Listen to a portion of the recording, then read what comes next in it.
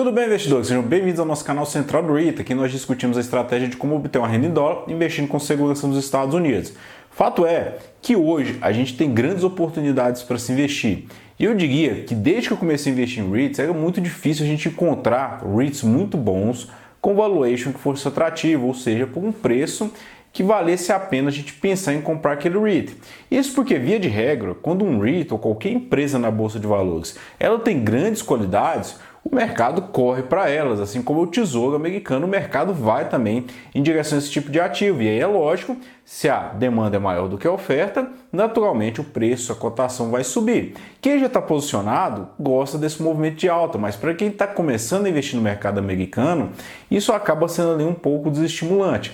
E o investidor acaba indo buscar, muitas vezes, ativos e REITs que não têm uma qualidade muito boa ou tem um risco muito elevado ali com que o investidor venha perder dinheiro. E nesse vídeo de hoje você vai entender por que, nesse exato momento, a gente tem grandes oportunidades e a preços muito atrativos. A primeira coisa que o investidor tem que começar a entender quando ele investe por longo prazo é que a cotação de qualquer ativo, qualquer empresa, no longo prazo acompanha o lucro, mas o lucro por ação, o lucro ali para o investidor. Um exemplo nítido que nós vemos aqui é a Google, por exemplo, né? Ela é uma empresa ali que não se caracteriza por um grande distribuidor de dividendo, mas que ao longo do tempo a gente vê que a cotação em roxo ela acompanha o seu lucro por ação em laranja. Quando o lucro por ação sobe, a cotação dessa empresa vem junto. E Google não é um REIT nesse caso aqui. Outra empresa que você pode ver aqui é a Amazon, né? Código AMZN. Você vê em roxo novamente a cotação, em laranja o lucro por ação. Conforme o lucro por ação oscila para cima, a cotação também sobe. O lucro por ação cai, a cotação cai junto. Mas no longo prazo, o mercado sempre está precificando que a capacidade que essa empresa tem de entregar um lucro por ação ascendente ali para o investidor. Conforme ele vai crescendo, a cotação cresce e nesse caso específico, o investidor vai ter um ganho na valorização, ou seja, no ganho de capital. É o quanto que a ação se valoriza ali e o quanto que ela altera no home broker para o investidor. Mas nós temos que lembrar que quando nós falamos de REITs, por exemplo, eles têm uma grande vantagem. Eles não pagam imposto sobre o seu lucro, desde, é claro, eles distribuem uma parte daquele lucro na forma de dividendo para o investidor. Então, quando nós precificamos um REIT, a importância do crescimento aqui do lucro do REIT não é só para o ganho de capital, mas porque quando o REIT consegue entregar crescimento ali de lucro, ele consegue também entregar crescimento no dividendo. E afinal de contas, nós queremos um dividendo crescente ali ao longo do tempo. Um REIT que eu vou tratar aqui com vocês, por exemplo, é Prologis. Você vê, por exemplo, a cotação aqui em roxo, em laranja o FFO por ação. Lembro sempre para o investidor que no caso dos REITs nós não olhamos o lucro propriamente, mas é o FFO por ação. Já fiz um vídeo explicando aqui porque o FFO ele é mais importante do que o lucro nesse caso aqui dos REITs. E de novo, quando um REIT cresce o seu FFO por ação, significa que ele tem capacidade de crescer o seu dividendo. Se você ganhava $1, você passa a ganhar $1,05, $1,10, $1,20. Isso é o que todo mundo quer. Às vezes nós entramos numa empresa para trabalhar, por exemplo, disposto a ganhar um salário menor no início, mas que tem um grande potencial ali de aumento, ou que a gente possa subir de cargo para que o nosso salário suba também. Às vezes a gente deixa de trabalhar numa empresa onde a gente vai ter um salário inicial maior, porque a gente sabe que no longo prazo aquele salário ali não vai se alterar muito. E nos REITs é o mesmo caso. Quando nós investimos em um REIT que tem um grande potencial de crescimento no seu FFO por ação, nós esperamos que o dividendo daquele REIT venha crescer também, como é o caso de Prologis, onde a cotação cresce, porque o FFO por ação cresceu, mas o dividendo em laranja ele cresce também. O investidor acaba ganhando mais agora na forma de dividendos, e não só no ganho de capital, como acontece com a Amazon, com a Google, por exemplo, que são grandes empresas também para se investir, mas que são mais focadas unicamente ali no ganho de capital. Nos REITs nós focamos também no dividendo na hora de precificar esse tipo de ativo. Mas nós vemos muita volatilidade nesses REITs. Aqui eu preciso explicar aqui para o investidor por que eles são joias raras, aqui alguns, como é o caso de Prologis, nesse curto prazo aqui. No curto prazo, a gente tem os REITs, eles podem variar conforme ali alguns indicadores. Eu diria que um deles é a expectativa de mercado. Imagina, quando a gente tem uma expectativa boa em determinada ocasião da nossa vida e aquilo não ocorre, nós ficamos frustrados, né? Isso acontece também com os ativos nos Estados Unidos. Esse gráfico que você observa aqui, nessas barras, o que a gente pode observar em preto é o consenso. É o quanto que o mercado espera que aquele ativo venha crescer o seu FFO por ação naquele trimestre trimestre específico. Nas barrinhas em azul claro, nós observamos o quanto que o REIT, no caso aqui Prologis, ele oferiu ali de crescimento no seu FFO por ação, no caso até recuo naquele trimestre. E o que é importante para nós é observar que no dia, geralmente no dia seguinte, nós vimos uma volatilidade muito grande. Isso significa que o REIT ele pode ter crescido o seu FFO por ação, mas ele não cresceu mais do que o consenso do mercado, ou seja, mais do que o mercado esperava.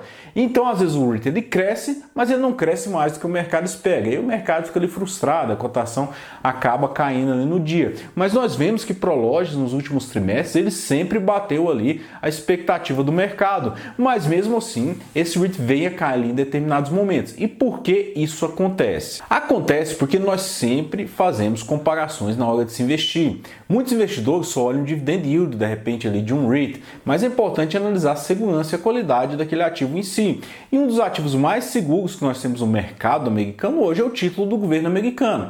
Afinal de contas, se o governo americano vier a dar um calote nos seus títulos ali na sua dívida, é porque o mundo inteiro já entrou em colapso, né? Nós acreditamos que a economia americana ela é a mais forte, a mais robusta ali do mundo. E o mercado todo corre para o título do Tesouro Americano exatamente por essa segurança que ele oferece. Então, sempre que vamos comprar um ativo, nós fazemos a comparação. Será que esse ativo consegue me oferecer o mesmo rendimento do Tesouro Americano com um risco pequeno? E aí vem aquela questão. O Tesouro Americano hoje, o valor de face dos títulos americanos de 10 anos vem derretendo.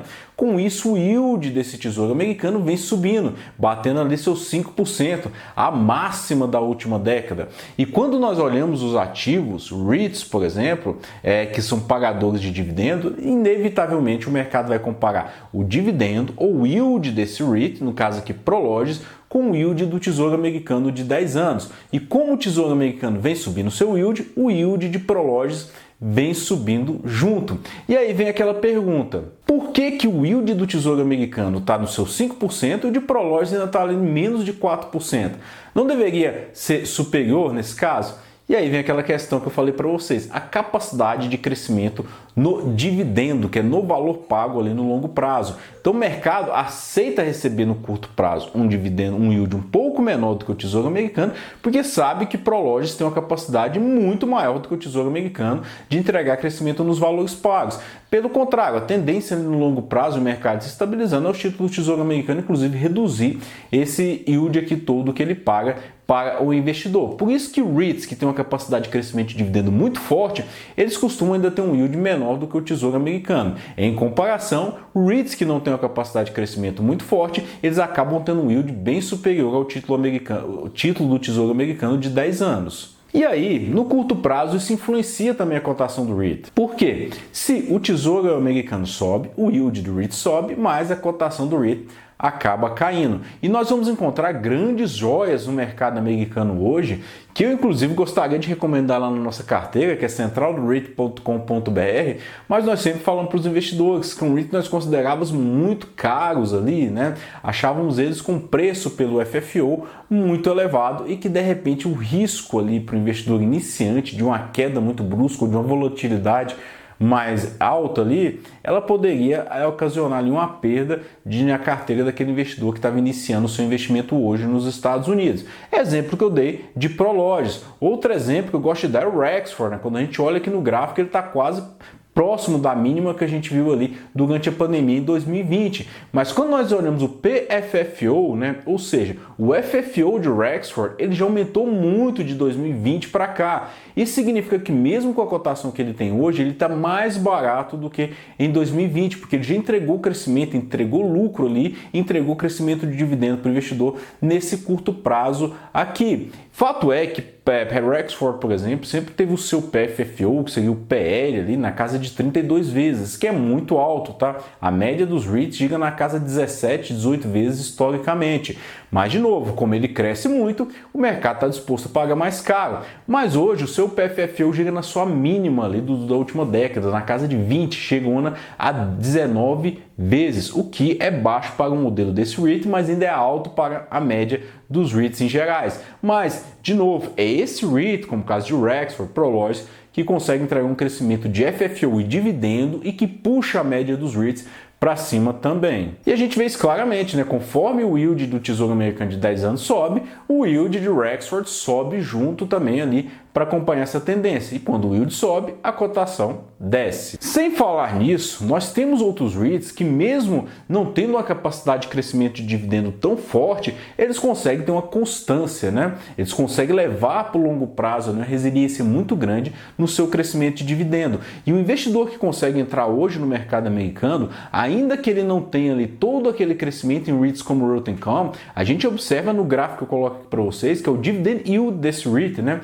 Na última década, o Realty Income nunca teve um yield tão elevado como ele tem hoje. Excetua ali o auge, né, que é o pico ali da pandemia, onde a cotação caiu muito forte num prazo muito curto e o yield subiu. Mas tirando esse período ali que foi de março de 2020, o Realty Income está quase que nas suas máximas ali da última década de dividend yield para o investidor que está começando agora. E esse yield, a tendência dele é que, por mais que ele oscile ali na casa de seus 6, próximo a 7%, é que ele não fique no longo prazo nesse padrão. Ele venha a descer ali à medida que a economia americana se estabilize, tanto na inflação quanto em aumento de taxa de juros. Mas fato é que, querendo ou não, hoje nós temos muitas joias raras no mercado americano, né?